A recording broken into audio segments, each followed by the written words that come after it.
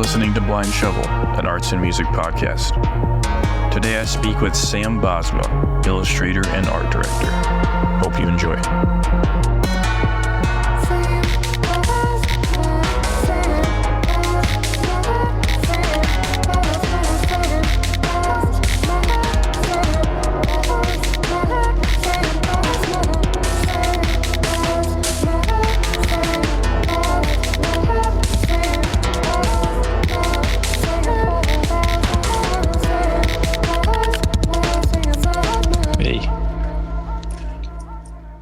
Hello. What's up, Sam? Hey, man. How are you?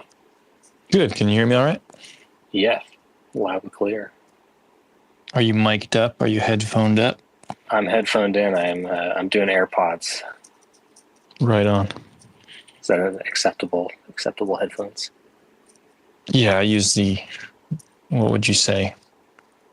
The pre-evolved version with the wire. With the wire? Ooh. Mm-hmm. Can't trust the lack of wire, you know what I mean? I have many gamer headsets, but they're all wired in. Of course.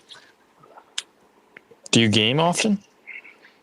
Not as much as I would, as I had intended. I built a little gaming PC to do just that, but I hardly have any time. Because you're working? Yeah, just work mostly. And we bought a house a couple of years ago, and it's constantly stuff to fix. So yeah, you were saying 2 days ago you had a launch? Yeah, with our animation studio, we have this schedule. I'm art directing a show, and we have a schedule where it's like we launch an episode every week for like 4 weeks. And then get like a week break. It's like a very nutty schedule, but our animation studio is in the Philippines. And so we have it really? at so we have it at like 6:30 p.m. our time, which is morning for them. I'm not sure I fully comprehend. So each week you're releasing an episode, but I'm assuming you've been working on these episodes for months beforehand. Yeah, so it's like it's not releasing an episode. It's like, so I mean, we make all the designs, or not all of them, but we make the vast bulk of the designs on our end, and we send them over to the animation studio to be comped together, and then for the character stuff to be animated. Mm-mm. Is that something new for you, or you've experienced that before? This kind of process. This is I mean, I've been involved in the animation pipeline, but I've never had to liaise with an animation studio before. This is the highest level I've been. And what are the differences, would you say? I mean, my role previously was like background layout designer, which is a very limited set of things you have to be concerned about. It's like, I never handled the color or anything. It's basically just drawing, Yeah. But this is, I got to comp together scenes put characters and effects on backgrounds in color to see how they look together, and, give lighting solutions, and it's a lot more holistic of a job. And does that mean that your style shines through a bit more? Oh, I mean, definitely. Like this show that's coming out, I can't talk too much about it, but it's been announced. It's called Stugo, and it was I art directed the animation test before it was greenlit. So it looks a lot like there's a lot of my work in it, but it's also, I don't know, my work has had different directions throughout the years. And this is certainly an avenue that I was in for a while. Interesting. And I assume that's part of the goal, right, of climbing the ladder of animation, to kind of have your self reflected in the projects more? I think you look for that for sure. I Yeah. think like the end goal, I guess, would be to have something that looked just like, well, I don't know. I can imagine that being the end goal of having a project that looks just like your work. But I don't know. The more I've worked with a team, I've really liked putting a group of people together and sort of building off of what I had sort of set up rather than strictly adhering to it. Sure. Like I don't think that my work is like the end all pinnacle of what I want to see visually. Yeah. So that's why you hire other people. How do you think you got to the position you're at currently? Because you've obviously done many different things like comics, right? And you've done background work. I don't know what you did before animation. It was just more like illustration, right? Yeah, illustration and comics before that. I mean, in this scenario, it's just that the show creator Ryan Gillis had seen my work before and saved some of it for like his kind of mood board. And then when he was looking for an art director at Disney at the time, I was already there working on backgrounds for the Owl House, Dana Terrace's show, and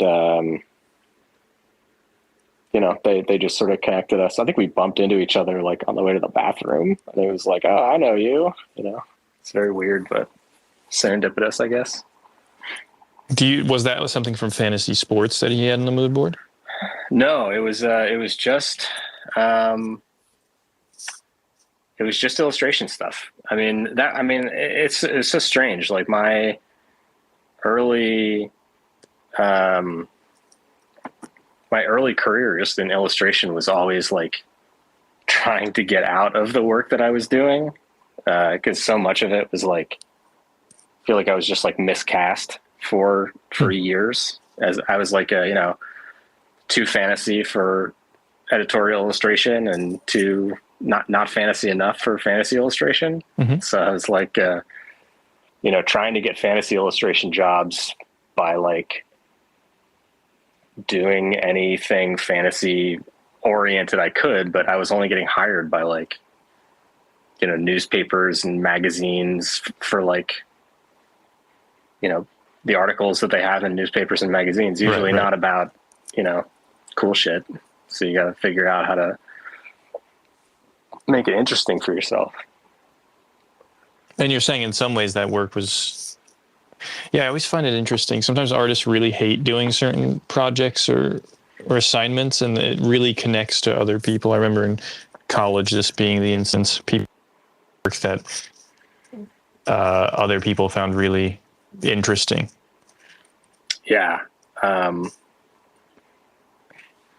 I think that's the case a lot of times. I don't know, when you come out of school, or when I came out of school, it was like no one had any idea like how to get jobs aside from like cold emailing clients. Exactly. And so you would have to like, I don't know, curate your portfolio a bit, which is, I don't know, when you're 22 or whatever, I feel like that's very, very like limiting, and it's hard to know what's going to get you work, and it's hard to know what's going to show yourself. Like you put out work, it's going to bring in a certain type of work. Yeah. So is that how you started the editorial out of school? You went to Micah, right?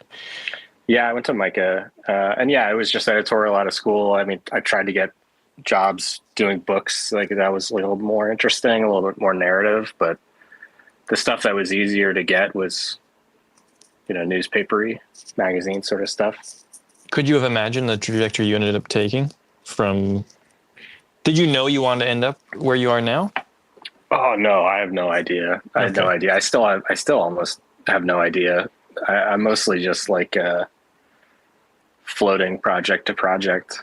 If it seems cool. I never really had like a specific idea for what kind of work I wanted. I just knew that like oh, this is the stuff that I like to draw, and people seem to respond to it. So, how do I? Is there a place for that? And it Right. turns out it's more in animation than anything else.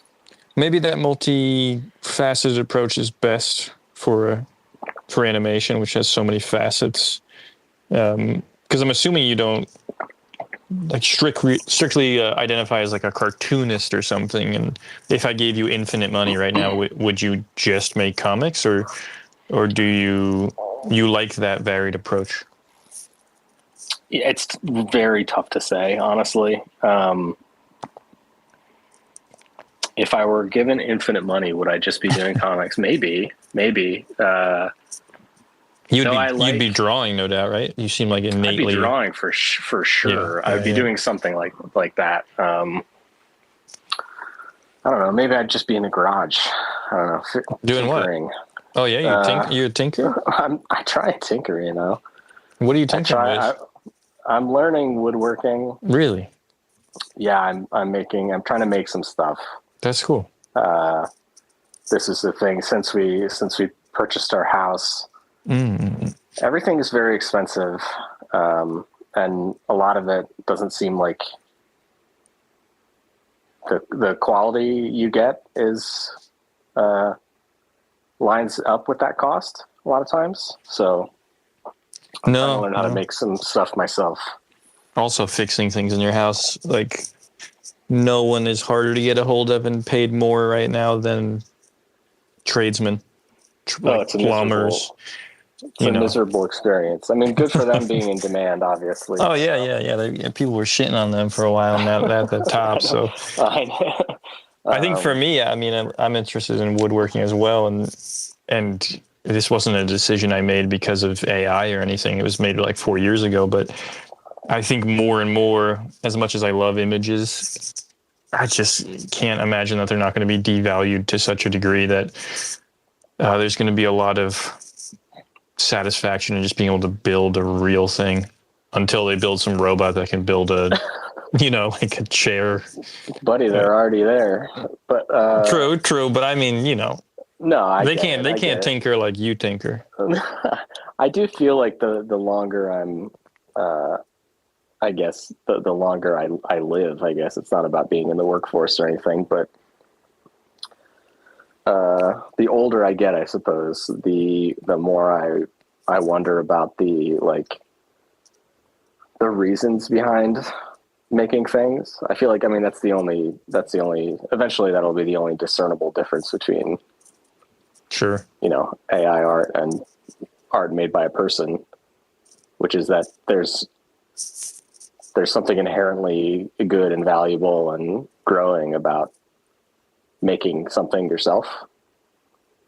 Or, the reason so, yeah. why you sat down to make something is as important as the thing that you make a lot of times. And so I feel like, going back to the original question, like, would I just be making comics? Like,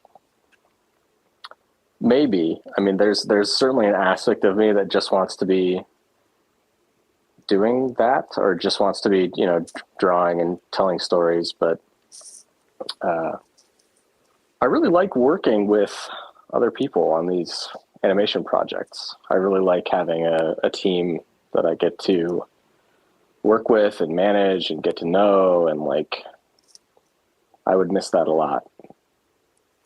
Yeah, no, I hear people say that a lot. And I also think it's easy to fantasize about going back into isolation, but then for sure something is lost. And I always say, there's going to be plenty of time for isolation when you're 50 and up, Yeah, totally. Yeah. Those are, I think, the years for entering into isolation. But while you're in your 30s and 40s and whatnot, I feel like it's the time to contend with society at large in whatever way you can, even if, it's a cartoon. Totally. But it's interesting. I realized lately I've been talking to a lot of people in the animation industry, and I guess that might be just the general inertia of the people I knew in comics and illustration and where the money is at. Yeah. but there is kind of a doom and gloom element to what's going on. It seems to me in animation. But are you in a good mind state about? Obviously, you're working on a new show, and so that's good. Are you hopeful about the future of animation? Um, it's tough to say. I mean, there are ebbs and flows to everything, and we're currently in a state where our industry is actively being devalued through all these mergers and that sort of thing. It's choppy waters, I guess, out there right now. I am optimistic that animation cartoons will stick around in some forms. Like, I don't think this is going away. I do feel like there is going to be some reconsideration as to what studios want to put out, and whatever that means as far as like how many productions are on, or like what sort of budgets are out there for things. Like, there are still interesting things being made. I don't think that like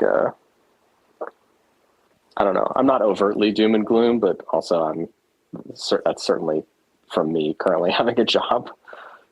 It would probably be different if I were not employed, but there's things happening that I'm excited about, and you can only be hopeful that something comes out and it changes people's thoughts as far as what they want to put money into. Yeah, what do you think you look for in a cartoon ultimately? Like I was talking to Jesse Ballmer about my employee, Jesse Ballmer. The power, the authority. I know. I was telling him today. Well, you were enforcing. I'm trying to force him to draw less on the show that we're on. Why, is he too good? I mean, all my designers are like incredible. What do you mean draw less? What does that mean? Draw less. Like, I want him to draw fewer. I want him to make fewer lines, less things per background. He's very, very great at drawing, but part of our design ethos is to let things breathe a little bit. That's interesting. Anyway, I was saying when I talked to him, and I agreed with him on this, that if he could make a show, he would make a very slow, expansive and sparse show. Not like a very fast, hyperkinetic. Do you? Which I think is interesting, right? Like, obviously, when you're at a certain level, you're kind of at the behest of whatever project is being put out there. And I think it's interesting for me to understand what each individual would love to see out of a cartoon. And, I haven't watched, I'm pretty out of touch, like I barely watched Adventure Time. And I feel like I haven't watched, maybe when I have kids that'll change, but I'm in the same boat. Well, I'm curious what what do you think? Do you agree with this idea that, that kind of more slower? I always think of Samurai Jack as a slow, interesting show that was so, like, everything was precise about that show to me. And I really like that. But when you step back from these projects you've worked on, what do you think resonates with you the most? I just want things to be thoughtfully and interestingly done. Like, I'm not like longing to make a slow show. I'm not like longing to make a like a really fast paced show. I think I was talking with I was talking about effects actually in our show with our one of the revisions director, I guess, who sort of like punches up scenes here and there. And we were talking about effects in the way that, like, you can have something that's like beautifully animated and like really intricately and delicately drawn, like in the way that, a lot of like Ghibli effects are, or I feel like that's a lot of the stuff that really gets people going. But I feel like there's an aspect to doing a lot with a little, as far as like, or something that really like kind of gets me psyched about animation. I like when when things are considered and not overly done just to kind of like flex a little bit. What's a good example of that in animation? I mean, some of the effects we were looking at were from this Mobile Police series. It's an anime, but it's from, I guess, the 80s. Yeah. And I think they were, I don't know, there were like explosions and there was some framing to the animation that made them look really pleasing. Even though they were just repeated explosions. It was a framing and timing thing, which I found very appealing. But you're talking about Pat Labor? Mobile Pat Police? Labor? Yeah, Mobile Police Maybe. Pat Labor. Yeah, it's an 80s anime. There's something so interesting about the 80s effect of like that weird white light that occurs in 80s anime. I love that. Man. You know what I'm talking about? It's like it's like that. I don't even know how to explain it. I don't know how it's done. Doesn't look drawn to me. But that's cool. I like hearing that you're referencing something like that. It's very interesting. I like a lot of that stuff. I like things that from that era, which the budgets were lower. I think you had less like computer trickery that you could do, less effects, and that you could glaze onto things, and so you had to figure out like, okay, what's a good solution to this or to that, I mean, maybe that's because that's on my mind constantly with the show that we're working on, but trying to get the most bang for your buck out of animation is front of my list right now. Do you mean that in a literal sense? Kind of, well, it's more like we're working with the constraints that our animation studio is a regular animation studio. They're not we're not working with Trigger or Studio Ghibli or whatever, or like we don't have the pipeline that like Scavenger's Reign has or whatever, So what's that like? Can you end up presenting an idea and they're just like, this is just not going to be doable? No, you'll present an idea and then they'll send something back to you, which if your idea was not layered out in a concise way, that is easy to understand and to replicate how you want it, it's just going to look bad. And so figuring out ways to sort of jump that learning curve, I guess, is appealing to me, which I think lends itself to like, I mean, going back to the tonal kind of or timing based stuff that you were talking about with Jesse, like, would you rather do something that's, kinetic and energetic or something slow and sort of like wandery? I feel like that lends itself to something that's more kinetic and energetic. Mm-hmm. So I assume you understand the studio's strengths and limitations based on their prior work? Yes. Yeah. That's interesting. Yeah. So you try and put yourself and the studio in the best possible position. It's just like knowing what they're capable of and knowing what you want and trying to find a way to achieve that. And so what is your title again on this? Are you art director? Yes. And that is as kind of vague as the director of a film, right? That could entail many different literal things that you're doing throughout a day. Yeah, it's just whatever this thing looks like. That's a thing that I'll have a say in. But no input on the story, etc. It's just a visual task, right? It's just visual, although I have had input on the story here and there as to like, I will draw something and then our showrunner will like it and then figure out how to fit it in, to the story here or there. So there's a bit of a push and pull there, but yeah, it's just what it looks like. And besides being good at drawing, why do you think you got to the position of art director? What kind of skills are required of that position, you think?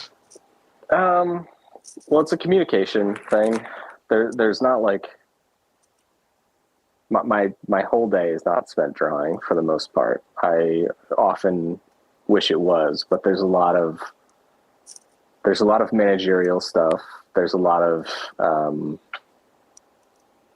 I don't know. There's like an element of teaching where it's like everyone that I have hired is like incredible at what they do, but I have to teach them what this show is and like what the show is asking them to do, which is often the hardest part about working on a show is, you know, aligning your own work with the style ethos of the show without, I mean, not on some shows you do need to adhere perfectly to the sort of style of the show, but I like to see I like to know who's drawing what when I look at it. Some of my favorite cartoons do that. And so figuring out how to thread that needle is, or how to communicate that to people and know when something is threading that needle, I feel like that's a big part of it too. Is this your first time art directing? It's my first time. Yep. Nice. Yeah, I do find there's this weird sacrifice of maturation where even if you want to draw 8 hours a day, as you gain certain other skills, you kind of are indebted or bound to kind of impart knowledge or manage others, and you, at least in my experience, you lose time doing what you quote unquote like at the service of a larger vision. And I think there's a beauty to that, but I think I think it's hard to have both, you know. I think about Miyazaki a lot, and I thankfully don't work in animation. I don't think it would be my kind of vibe, but I'm always astounded in reading books about him by what appears to me to be an ability to do all those things while drawing a lot and being heavily involved in what is essentially his vision. There seems to be no one I can think of at that level who even remotely resembles him, you know? Like the Disney comparison is a joke. It doesn't even make sense. It doesn't make any sense. Yeah. I'm almost reluctant to ask you if you saw the new film and what you thought about it, but I haven't seen it yet. All right, good. I'll see it. We'll see it at some point. But I feel like it's I don't know. As you accrue skills, you have to figure out like what's the best use of my time, you know. And it's as you become a storyteller or whatever, the best use of your time is probably not being chained to a desk all day drawing. It's probably an element of that, but it's probably also something else. Yeah, like you said, there's going to be teaching, there's going to be imparting the wisdom of that process. There's going to be, I don't know, the ability to, a type of wisdom that comes with visual languages. Especially it seems to me that in the animation industry, this kind of chameleon component that you're talking about, that's very interesting to me from the outside, where I'm certainly, if you have very talented people, you want them to, you know, you want a cohesive show, but you also want them to shine as individuals. I suppose it's analogous to a band or something of that nature. Yeah, I agree. Part of my mission at times is, one, to introduce the artist, but two, to kind of introduce the reality of the twists and turns of a career and where you end up, and how it's, you know, it's pretty rare that you think you're going to end up where you're going to end up. There's like so many variables. Of course, we're all fortunate to be making any kind of art, I think, for a living. I agree. But I can imagine there's many things that you're interested in outside of animation and that industry. Yeah, I mean, truthfully, like when we were talking about would I be making comics all the time if it was infinite money, like I don't know if I could.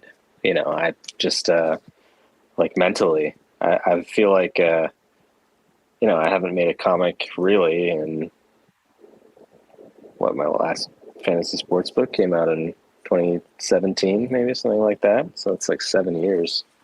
What do you mean by That could? like, Like that hmm? focus? That what element do you doubt? Oh, just like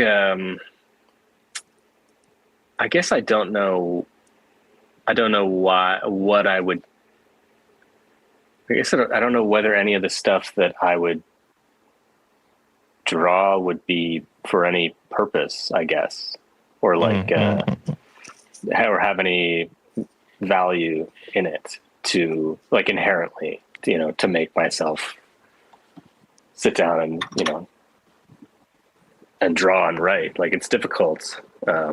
You know what? That's precisely what I was thinking about when my mind blanked out there. Like you had mentioned about the kind of efficiency of choosing your almost battles wisely or picking your time to do this, that, the other thing, whether it's drawing or teaching here or art directing this or that. And I feel like, at least for me in my 20s, there was this irrational impulse I had to make certain books.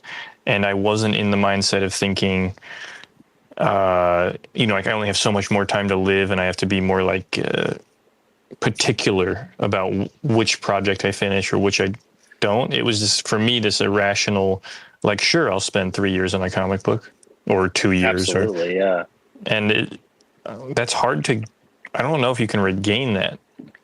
Yeah, I agree. I feel like it's unlikely for me to get that feeling back. I definitely, and this goes back to like when I was younger, like before I was in a job that like valued, I guess, my work more as it does now. I was like desperate to get somewhere, to get somewhere else. Or Right. like that desperation is a fuel that like it makes you want to like show what you can do and put yourself out there in a way that is very, I don't know, there's a vulnerability to it and there's like a confidence to it that what you have to say is worth sharing. And I think I've told this before, but like I didn't make my first comic until I went to Small Press Expo in Bethesda, Maryland, and saw people putting out their own books. And it seemed like achievable, and it seemed like very, I don't know, very brave to like, put your little thing out there. And that's kind of what I needed at the time. But now where I feel like maybe I don't need that validation as much, it comes down to like, do I really have something that I want to spend time on? Do I really have something, to say more than just, doing a little fantasy adventure story, which has value in it, but is that what I want to spend my time doing? I don't know. Do you feel that you have? How do I word this? I think there's people who have visions, and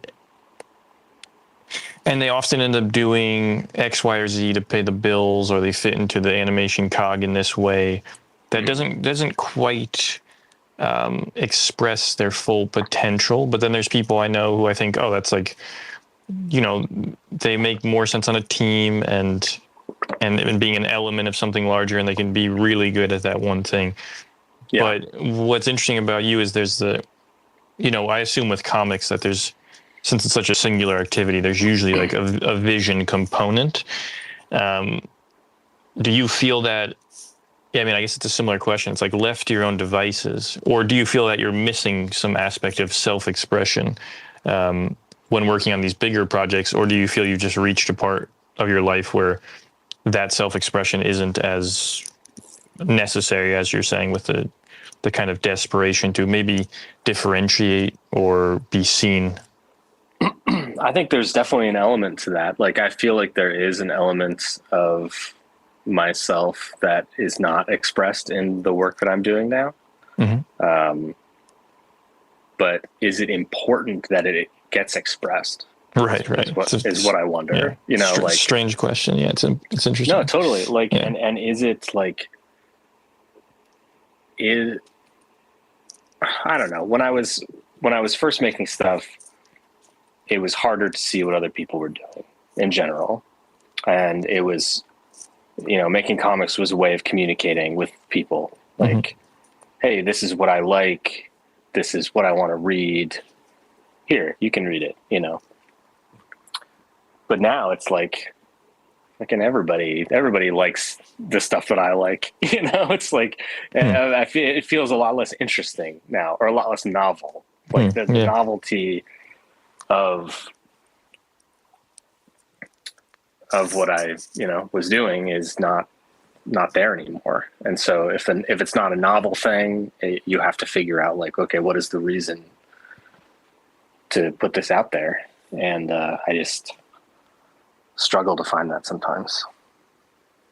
Yeah, I mean, I think we live in an age where everyone always thinks they have to say something on everything in some way, whether that's like I think that's true. Yeah, whether an opinion, like or whatever. And it is a weird realization to step back and to lose yourself in larger things involving others, collaborations, etc., which are, I think, demonstrably healthier, clearly healthier. But then you can look back with a little bit of nostalgia at the, as you put it, it's interesting, the desperation or the... Definitely. That's a different version of myself, And that version, like, that version tried so much harder than I do now. And what do you mean by that? What do you like? Try like are you more effortless? Do you think? I mean, I think about things more now, or I guess like I work more efficiently now. I know what I like my mark making to look like for the most part. And there was an element when I was younger of like searching, for that, which I feel like is true for everybody as they figure out not just their style, but like what brings them joy from the work. And for a long time, I thought it was like that sort of like muscular drawing, if you know what I mean. This sort of like, I'm good at drawing, I'm going to show how good at drawing I am. Sure. Yeah. When I think of your work, I see that. Yeah. And I do not feel that way anymore. I haven't for years, I think, to my satisfaction personally. But that version of me was trying so hard. Yeah. And the version of me now is trying to figure out how to do something simpler. Yeah, it's very, very interesting. I can definitely relate to that. And I don't feel any which way about it. I think it's natural to have these changes. But I can imagine it sounding weird to certain people, especially people who don't I definitely agree, yeah. Well, I think also there are people who are happy to spend their whole life, honing that their single blade until it's, the sharpest in the world. But I feel like that was maybe something that I wanted to do and is not how it is now. You wanted to do when you were younger? Yeah. And when I say when I was younger, it's like when I was trying to find myself in my career. I'm 37, whatever now. I think it's easier even 10 years ago to be attracted to these singular voices like Mobius, Miyazaki, etc. And it's a little harder to be attracted to a collective vision. Although for me, there were certainly examples of like art collectives and maybe even TV shows that seemed to harness the power often of independent cartoonists. But as you see more examples and as you learn your own limitations, it changes your perspective, especially when you can just step back and you can go like, all right, I'm not Miyazaki and I'm never going to be that. For me, it's like Michael Jordan or something, like watching a Michael Jordan documentary. Yeah, like, totally. all right, I want to be great or very good at certain things, but there are these forces, these like singular forces. I think geniuses is fair, and they're visionary sort of auteurs. Right, and it's kind of weird to be in the middle a little bit. It's like totally like dissatisfied with the inability to be heard, quote, in some ways, but then also like enjoy the collaborative and graceful elements of letting go in some sense. Yeah, and I think it's like, I don't know. That's everybody has to sort of contend with that. Or everybody who's a creator, I guess, has to contend with that at some period in their life. Like, very few are those sort of auteurs that always have something, something that they're trying to like say or express. I feel like most people that I know have a wandering stage, I guess, where they have to figure things out. Yeah, the way I think of it is, I often think of art as just simply conversation, and most people you don't want to hear talking all the time. There's some people who, like, anytime you see them, like, oh, I want to hear what they have to say. Like, oh my God, yeah. This is rare. And even for the greats, I think they have moments of, well, obviously missteps, etc. But it seems that their determination above all else to just be a thing, one thing, even at the diminishing of their role as a human or father or husband, etc. Now you're definitely just talking about Michael Jordan. I was actually thinking about Miyazaki a bit. Totally though. But that's the hard thing in your 20s to recognize. It's like it's pretty hard to imagine the landscape of sacrifice and deficiencies to get to certain places. And also, I think life, there's so many pleasures. Like, I don't play modern video games because, one, I just feel guilty and I feel death, and I just feel like I'll play board games. I will say that. I play board games because they're social and physical. Yeah, you can sit down with friends. Yeah. But I don't even know where the fuck I was going with this. No, I mean, like, pretty much the only games that I play are ones that play socially with friends. That's what I want to be doing. Yeah. Oh, the reason I mentioned that is, like, I mean, you could just get, like, I certainly do judge it. I'm not going to pretend like I don't, but you could rationally get lost in the beauty of modern video games. I'm sure there's like worlds that are worth exploring for years. And I just don't think like artists in the past even had these escapes. And so, we have pleasurable escapes on top of a distracting world, and it creates. I'm not complaining about it. It's a stupid thing to complain about, but I think it gets in the way of certain visions, and also the saturation. I watched my stepdaughter make things, and it reminds me of, she just doesn't really understand how much exists in the world yet, and she's just constantly making little books and things, and they're for her in a sense. It's really hard to return to that ignorance of what we were talking about earlier, where you're just like, oh yeah, I mean, the world absolutely needs this book. And totally. And with in a pure sense, because obviously, like, I think that's part of making art is the delusion of this is necessary. And I think that's noble. Yeah. But when it's like, this is necessary and I'm also making six figures, like, this is a different equation than the comic equation, I think. Yeah, I agree. I also feel like there's so much in our lives that are pushing us towards being isolated. Mm-hmm. True. That's a good point. And so choosing that is difficult. To double There's down more on that. Yeah, to double down. Yeah, That's a it's good almost point. like Yeah. it's easy. It's an easy thing to fall into.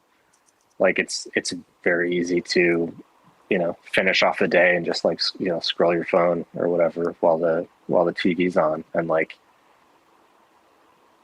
that comes from the push towards isolation and also exhaustion. Yeah. So it's not even like the push towards isolation. It's like, oh, that's a perfect time to be working on my book, That is a good point, and that's maybe the relief I also feel from running, like art-related businesses. Is Yeah. now I run to the 1 hour I have to draw, and I'm not convenient about it. Like in some ways, I think it's more efficient, but it might be less, as you're putting it, kind of ambitious and desperate to find like totally. a next level. And it's like, I don't even know if I've earned that. I'm not like an 80-year-old Chinese man making ink paintings. Like I'm not certain. What is earning? What needs to be earned? I think what I mean is how do I put this? So in my 20s, I was deeply critical of everything I made. And then in my 30s, there became this kind of, and I say this almost negatively, like this pleasure of drawing. And what I'm saying is I'm not sure I earned that. Like, I could imagine being 80 and understanding like sumi ink to this level of perfection where like these things flow out of you in this, this kind of. You feel like maybe that sort of flow state is like a false thing. I think that I could be tricking myself into it in the type of complacency or fear of failure. Yeah, that's exactly what I was talking about with like the younger version of me was trying so hard, and the newer version of me is not so much. And it seems like that's sort of like, is that a bit of flow state enlightenment, or is that literally just like I'm lazier now? It's the line between those is blurry. Do you understand if you like your work more? And I don't think there's an easy way to answer this question, but I'm assuming you were hypercritical. Yes, I still am, but like, do you feel you were more critical in the past? Yeah, I think my threshold for like what I like out of my work, I think that goalpost has changed. Maybe not moved, but it has changed. Where like, if I draw something and like it makes me chuckle a little bit, even internally, I'm like, all right, that's a good drawing, all done. Yeah. That's sort of the sort of stuff. There's, I don't know, maybe I'm better at seeing where the value is now in my twilight years of 37. Do you think you'll make Fantasy Sports number 4? No, I don't think so. Did it end? No, not really. I mean, there was going to be a 4th book, but yeah, I just haven't done it, and I think that's fine. There's an element of me that would want to close it out, but it's not even like, is this necessary or anything? Like, it's not that sort of feeling about it. It's mostly just like, there are other things on my mind, and it just doesn't seem as vital to me anymore. Yeah, I've always found it difficult and hard to fake that's why I'm so impressed by people who can make whatever, like a 300 issue comic. Amazing, yeah. The ability to churn out book after book after book. Yeah, and with a kind of genuine enthusiasm, and it's not just simply, I got to do the next one, so I'm doing it. Yeah, no, I know. Some people are really, really like it has to be something with how you're raised, right? To like I'll be take it. Yeah. really, like really into your stories, you know. Like Yeah. I like them. I like telling stories, you know, and I like all of that. But there are certainly people who I feel like were encouraged in a way that I cannot fathom. I mean, I was encouraged, but I knew even when I was teaching, like, oh, there are some people who have these sort of rich worlds that they're really passionate about, like growing inside of them, you know? Yeah. 100%. And I feel like I'm maybe not like that. I think my ideal would be to like, I would love to have a comic or something that I just sort of like chipped away at. Yeah. Like I would love to have a really long thing written that I could just like, you know, you carve out a little bit here and there, and by the end you have a book. But it's hard to just meander through something if you want it to have an appreciable arc, which I think I've watched too many movies and stuff to abandon that. Yeah, no, that makes complete sense. I think I don't know about if it's how you're raised, or sometimes I think it's about having nothing else, and it's just like, this is the only thing I have is this world, and I love it, and there's nothing else I can do or would be happy doing. And sometimes people are just like so disagreeable they probably couldn't even fathom working on a team. I think that's an element of it, or it can be. It can be. I definitely know some people who seem like well adjusted and you know, can do the deep dive. Yeah, and can do the deep dive, and just like all of a sudden are gung ho about whatever story they're telling, and you know, it's like whenever if you ever see people who post like they post their characters or whatever, they post a drawing of their characters from their book, and they're like, I'm just so in love with these two.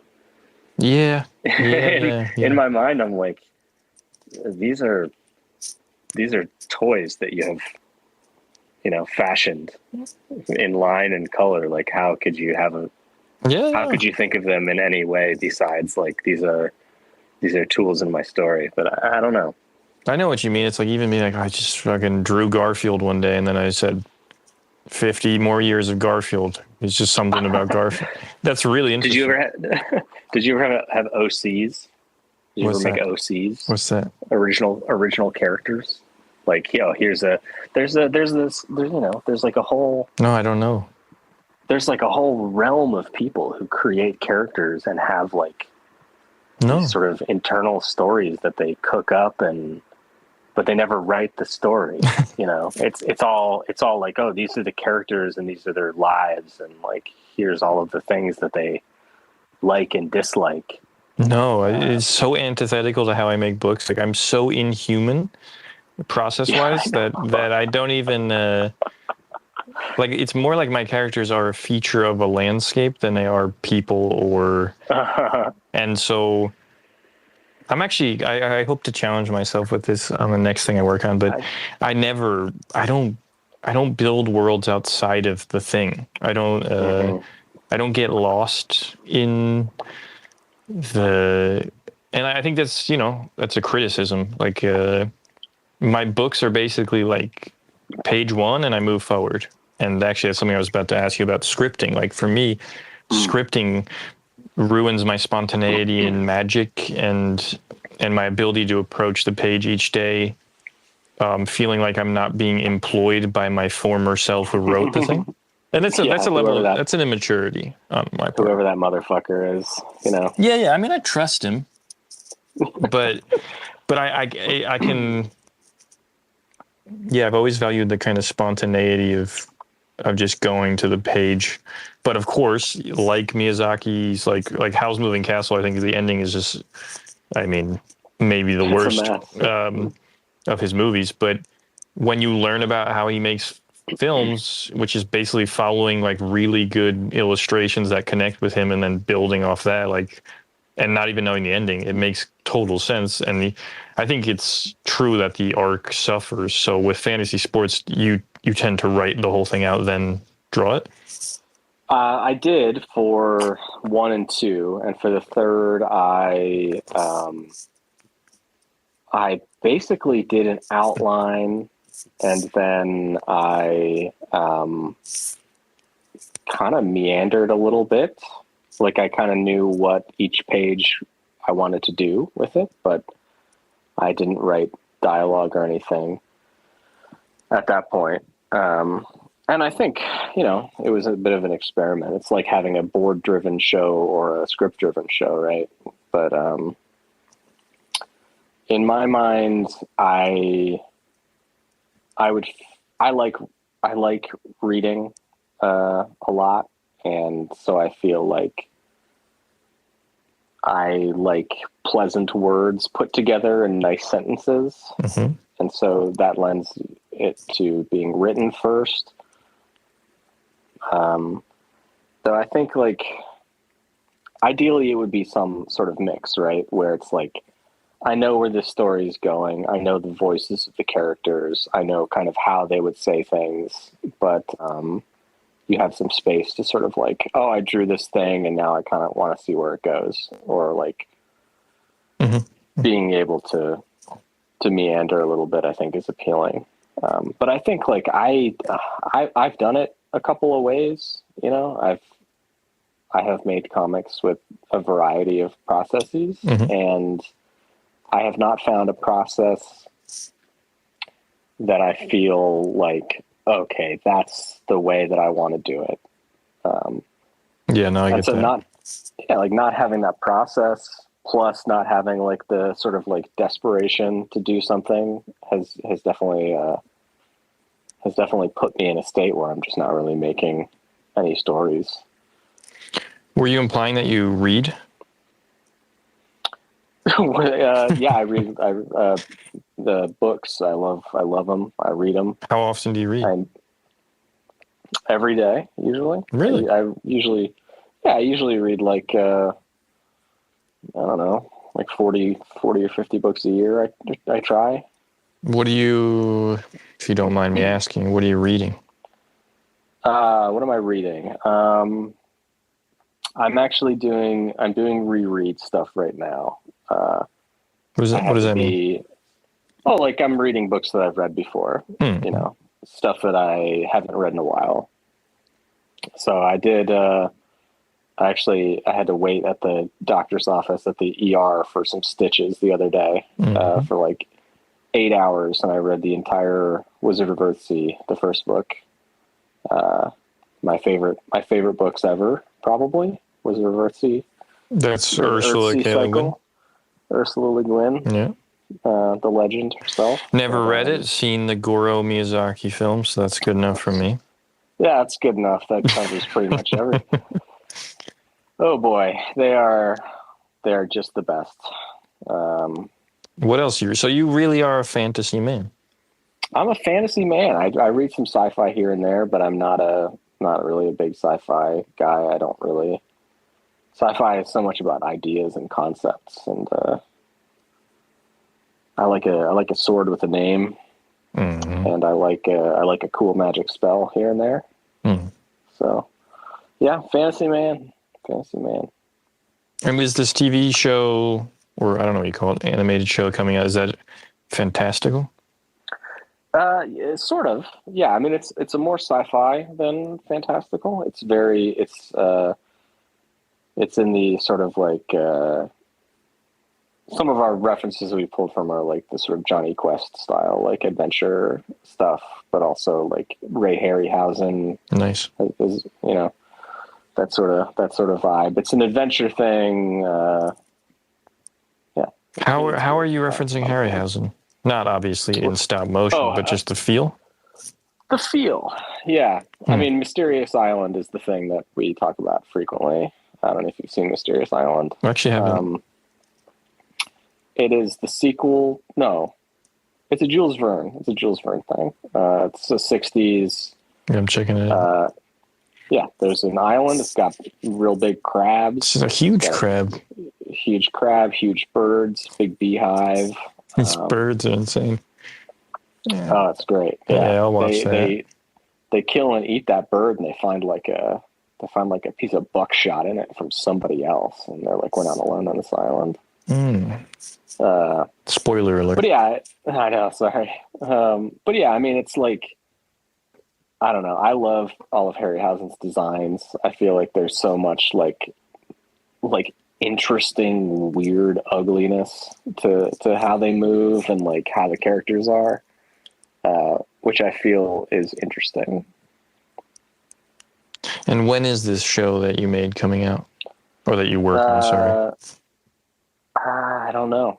I mean, maybe later this year, maybe early next year. It's called Stugo. It'll be on Disney Plus. You will like it. It's a very good show. Who's you, me, or the listener? You and listeners.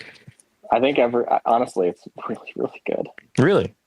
Yeah, it's really good. It's really funny. It's a kid's show, but it's honestly and truly very funny and weird. Nice. So, and Jesse Ballmer is working on it. So, friend of the program, I assume. That's right. Well, yeah. Enemy of the program, perhaps. So how about you recommend a book to wrap it up? Recommend a book. It's a ridiculous request. I'll run through some if you got time. Let's do it. Well, obviously Earthsea is big. Earthsea is huge for me. All 6 of them, 7 of them, 6 of them. They're all worth reading. Every single one. It turns into a very different series than it starts. The first book was, they asked Ursula Le Guin to write a book for youngsters, write a book for teens, and she was like, I don't know how to do that. I've never thought about who my books are for. And they suggested that she do a fantasy thing, and she was like, all wizards are old. Mm-hmm. What would a young wizard be like, And so it starts off as something that's like, oh, okay, young wizard goes to wizard school. So Harry Potter, but way before Harry Potter. But it veers so. I mean, she's an incredible writer, first of all, and she really has something to say about growing up in that first one, and then it veers very, very quickly away from heroic fantasy into just like what it means to be a person alive in a world. Really, really special stuff. Love those. Let's see. I really liked this past year. I read Tigana by Guy Gavriel Kay. I don't know if you've read that. No. Tigana. Tigana. I think it's from 1991. Big doorstopper fantasy book. Very political stuff. Slow and boring through a lot of it. Nice. But has, I think, 3 magic spells in it, and each one is like an absolute fucking banger that I will like think about forever. The spells themselves?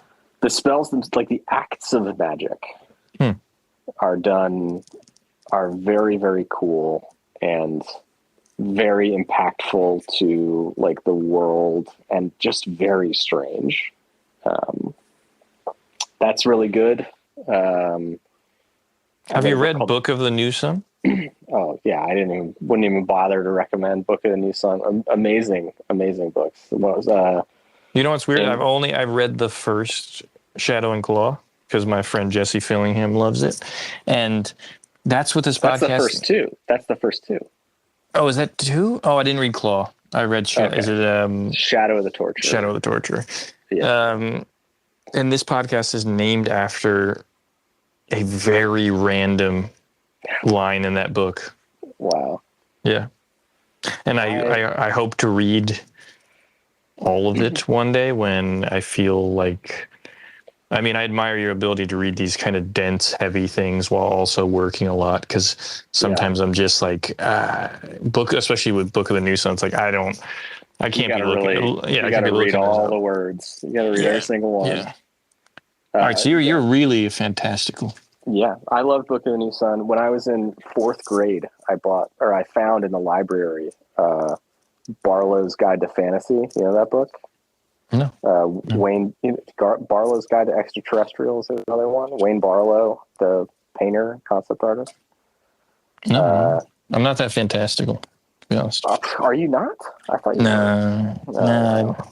No. You're a normal man out there in the world. I'm caught. Yeah, I'm kind of caught between like I like being. I'm kind of a realist, but then I'm like a Lord of the Rings guy. I don't. Okay. I read a little Harry Potter here and there. And then I love Star Wars. Didn't care about Star Trek.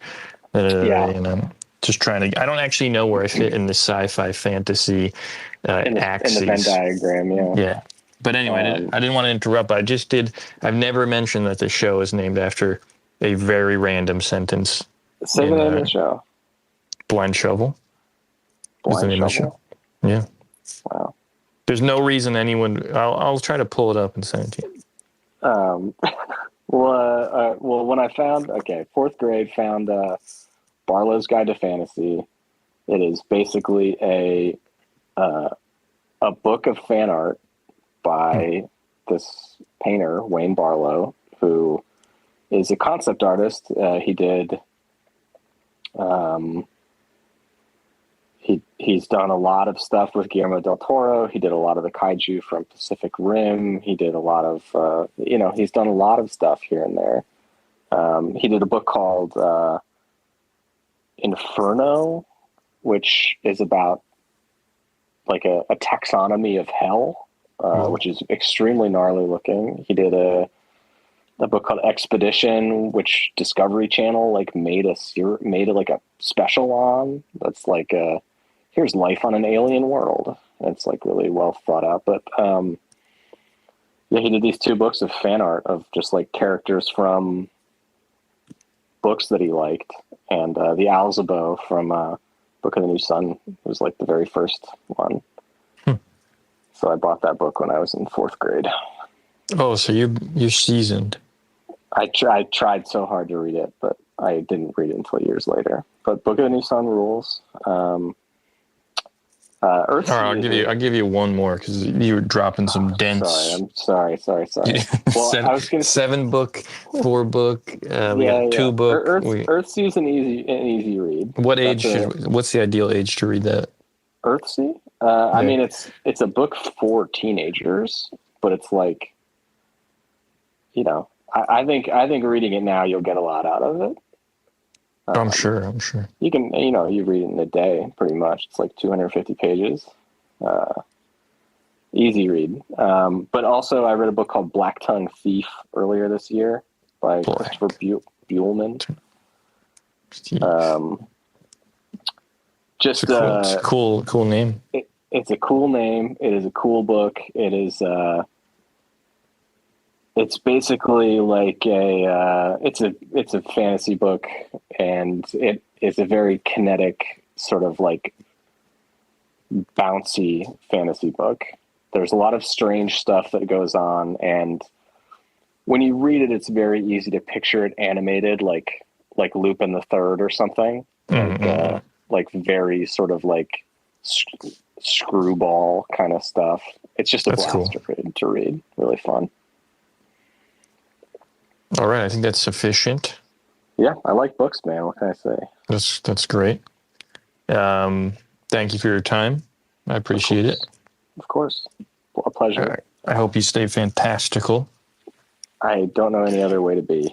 And then people need to watch this show coming out whenever it comes out, and that is called Stugo. All right, well. Yep. Thank you for having me on. I appreciate it. No problem.